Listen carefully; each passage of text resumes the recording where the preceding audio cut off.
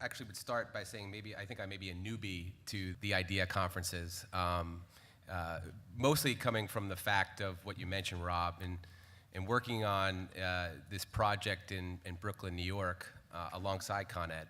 It was a project that we're doing, calling a microgrid for a Marcus Garvey village, which is a 625-unit multifamily affordable housing complex. And the developer was looking to redo their entire infrastructure, apartments, redoing apartments, et cetera. It's about a 3 megawatt peak load with actual electric heat, actually. And through that process, went through sort of the design phase and saying, is this something that we could do to kind of look at ways to reduce our energy spend, energy cost, look at ways to maybe add some resiliency and perhaps a sustainability, feature to the residents in this particular area within Brooklyn. It wasn't a coincidence that at the time, this is about 3 years ago when it started the development, maybe Damien will discuss it a little bit further, but Con Edison was going forward with a relatively new non-wire alternative program to avoid or to push off the building of a substation within 3 networks within Con Edison's territory.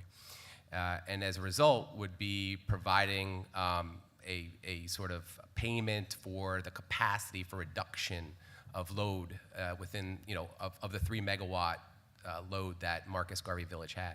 So we kind of looked at ways that we could develop a quote-unquote microgrid without really looking at CHP as its main driver.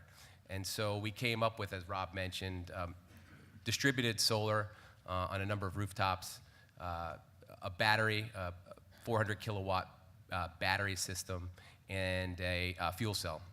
They kind of work in coordination.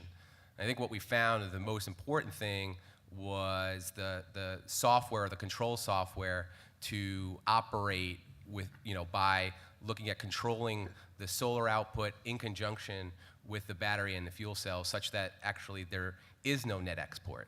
In this case, we weren't allowed to net export given the dynamics of that particular market, and so the battery kind of acted as a buffer in that case.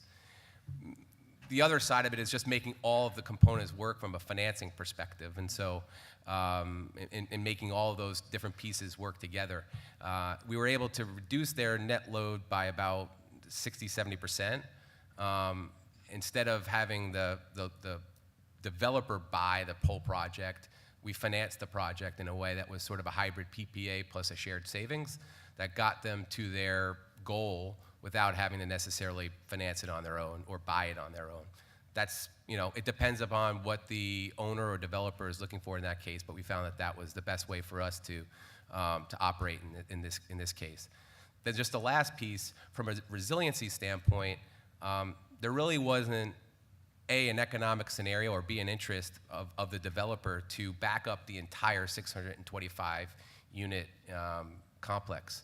And so what we try to do is design a way that we could back up just some critical infrastructure, and namely the security office and the areas that would be available for people to come in the event of a blackout or an outage. That could also charge phones. They could use it as a meeting place.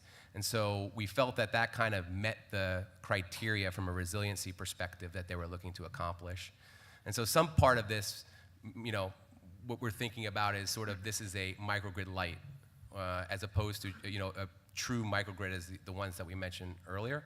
And we see this sort of as somewhat of a trend going forward, but obviously it matters where it's located and what the customer is looking to accomplish.